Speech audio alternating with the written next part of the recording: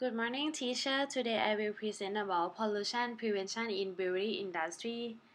As everyone knows, the beer brewing process often generates large amounts of wastewater, effluent, and solid waste that must be disposed of or treated in the least costly so as to meet the strict discharge regulations that are set by government entities to protect the environment. It is widely estimated that for every 1 liter of beer that is brewed, close to 10 liters of water is used, mostly for the brewing, rinsing, and cooling processes.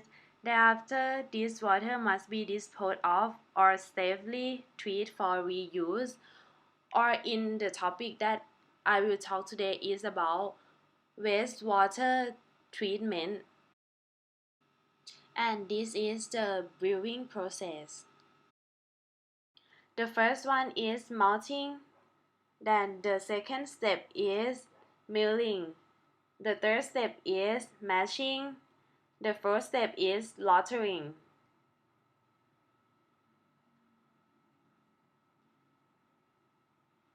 The fifth step is wort boiling. The sixth step is wort clarification.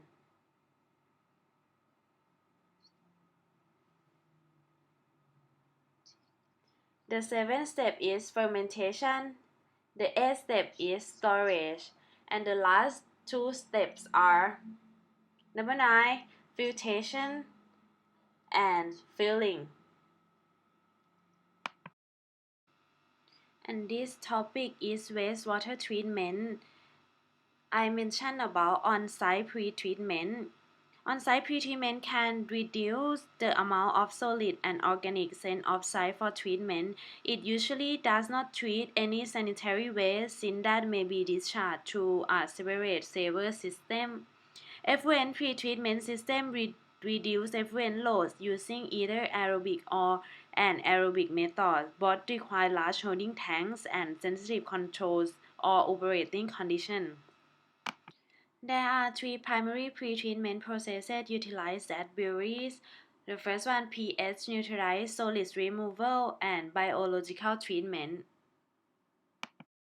The first one of wastewater treatment I mentioned about is pH neutralization. Adjusting the pH in a waste stream can be one of the most difficult processes in wastewater treatment. Good pH neutralization and adjustment includes proper mixing, tank configuration, and instrument control. Brewery wastewater can contain slug of materials that can be very low in pH or very high, depending upon the timing of acid or caustic usage. The second one is solids removal. It's about physical treatment is for removing coarse solid and other large materials rather than dissolved pollutants, and this is the photo of the process of solids removal. And the third one is biological treatment. After the brewery wastewater has undergone physical and chemical treatment, it can be biologically treated. Biological treatment of wastewater can be either aerobic, it means with air oxygen supply, or anaerobic, it means without oxygen. Generally, municipalities have relied on aerobic systems for the treatment of brewery wastewater. Recently, an aerobic system have become a more attractive option since biogas can be generated for energy use. The case study that I choose about wastewater pretreatment is Blue Tongue Brewery. Blue Tongue Brewery is a new plant in Warnervale on the central coast of New South Wales, Australia. The brewery is owned by Pacific Beverage. This industry should an aerobic as pre-treatment process.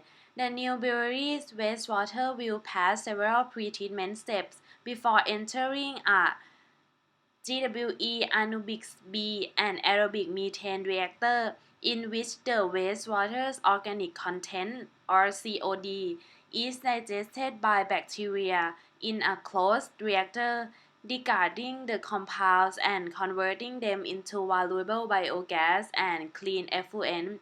This anaerobic treatment will significantly reduce the brewery's carbon footprint by avoiding the release of carbon dioxide into the atmosphere. Biogas from the process will be collected and reused as renewable energy to power the brewery's boiler. In the water polishing step, the water from the MBR unit is sent through a reverse osmosis installation. Finally, the effluent is led to a disinfection and storage unit, where the recycled water will be kept for reuse applications.